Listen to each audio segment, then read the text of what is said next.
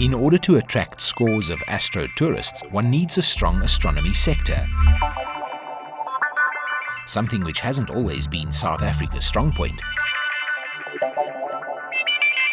But that's about to change.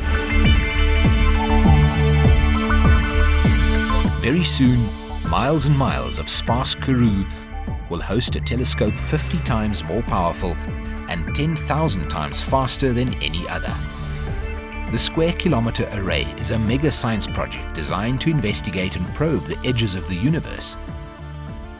If you look at the reports on Africa's development, there's an emphasis on the fact that although we'll generate a lot of wealth from the newly discovered oil and gold and uranium and whatever, Africa ultimately has to develop a manufacturing economy, a service sector, intellectual capital. We have to be able to participate in the big new industries which are going to form the basis of world trade, things like big data. The SKA will produce more data than the World Wide Web.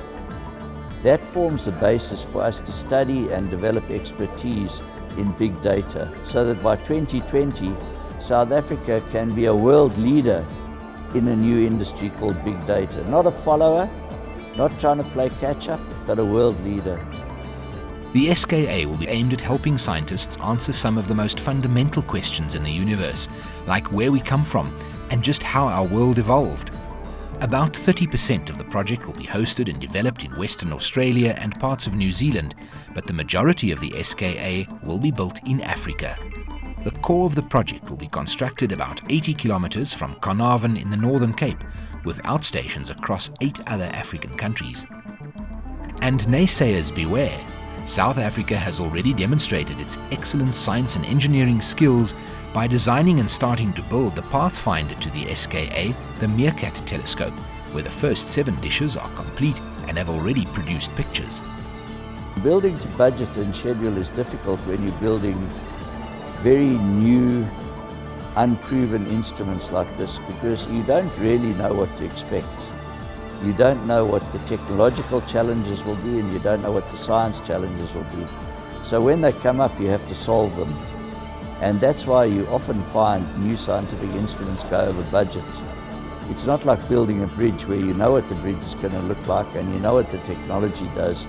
So you can plan it very carefully on day one and build to that plan. Here, you don't really know, if you're developing new technology and it's never been proven, how it's going to work, what problems will come up, how you're going to solve those problems. And as I say, the science challenges also change. The SKA will be made up of many large radio wave receivers that will be linked together. It will be divided up into a forest of 15-meter diameter radio dishes and high and low frequency aperture arrays that will operate across a range of frequencies from as low as 70 megahertz to as high as 10 gigahertz. At a cost of $2 billion, the dishes will produce 10 times the global internet traffic. This data collected by the SKA in a single day would take nearly 2 million years to playback on an iPod. To process all of this, the project will need computers able to perform 10 to the power of 18 operations per second. This will be used to investigate a number of things, including the formation and evolution of galaxies, black holes, and dark energy. The antenna will be arranged in 5 spiral arms, and the dishes will extend to distances of at least 3,000 kilometers from the center. The site outside Carnarvon has been carefully chosen for its remoteness from any possible man-made radio interference, and legislation has been passed to ensure the area remains this way. I think there's going to be a lot more economic activity in those towns than there is now. Some of that will come from just the construction, because there'll be a lot of construction in the area. There'll be a lot of people coming into the area to do the construction. There'll be a lot of people coming into the area to operate the infrastructure and to maintain the telescopes. So there'll be scope for small businesses which will do maintenance, which will do support for the telescope. There'll be the construction operations. There'll be all kinds of support like retail and accommodation, catering and so on. So there'll be a lot more economic activity than there is. The design, construction and operation of the SKA will impact skills development in all partner countries. something much needed in Carnarvon, where there are more churches than ATMs. Scientists now fly in on weekly chartered flights. Property prices have shot up. The number of guest houses has grown, and the pretty town of fewer than 6,000 people has made it onto television news weather maps across the world, with some local businesses reporting spikes of up to 70%. Residents say it's too early to judge how much the SKA will change Carnarvon, but change is inevitable. What is crucial is that the people in those towns should gain skills. At the moment, what happens is that people who get skills move to Cape Town or to Joburg for jobs. Now, there will be jobs in that area, but people need the skills to be able to take up those jobs. And if we want to be successful, then we have to say, this is a priority and we're going to invest in it.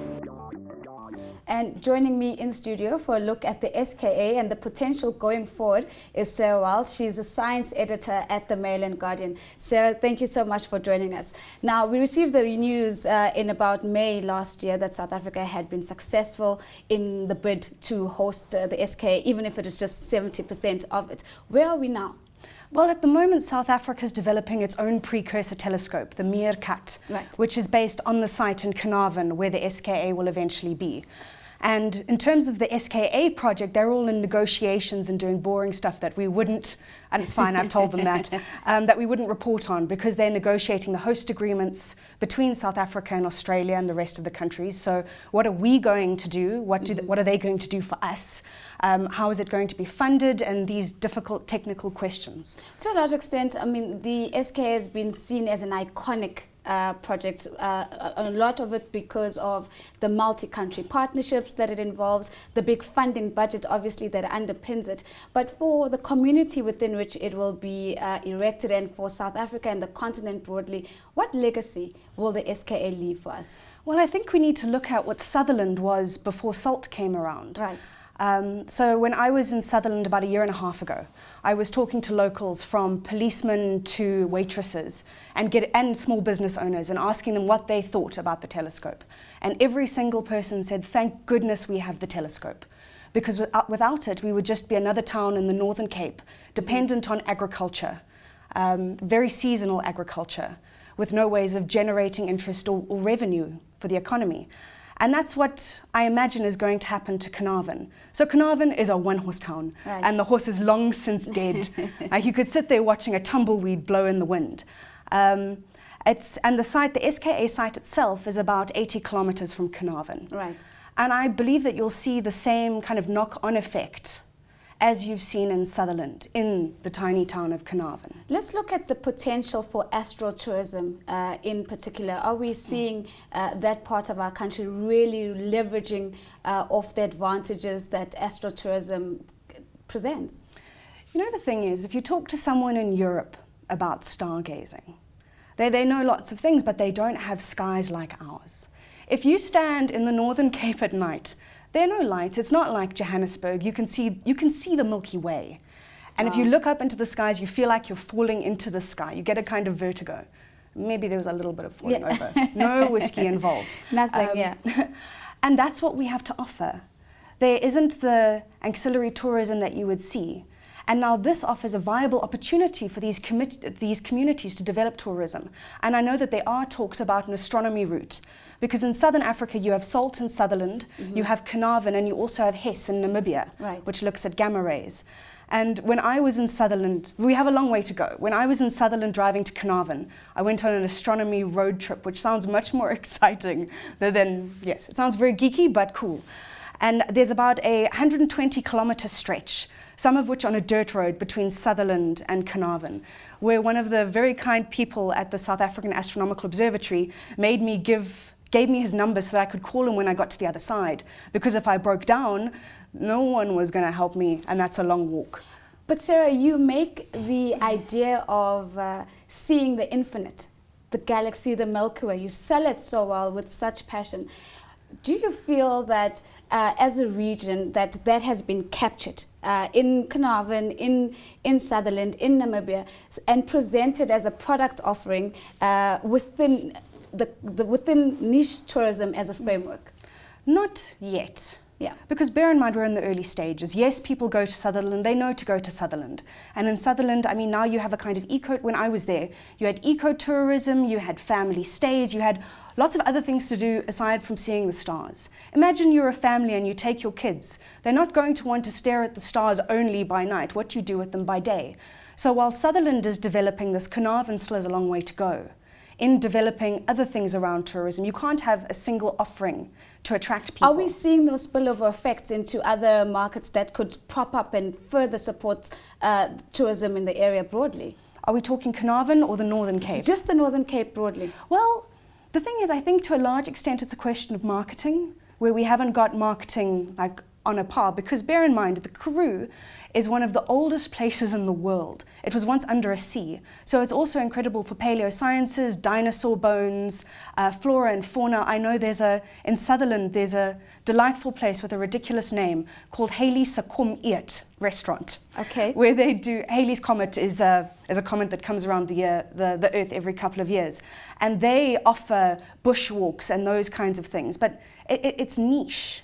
Yes. We need to focus on astronomy as a thing to sell for South Africa. So yes, you go look at the big five, but wait, we also have amazing other things to show you. Let's look at some of the developments that are going to come up as the SKA project unfolds. Especially what excites me is the infrastructure development that will come out of it. Does this have the opportunity or the potential to allow for further inroads into the province and maybe even generate tourism?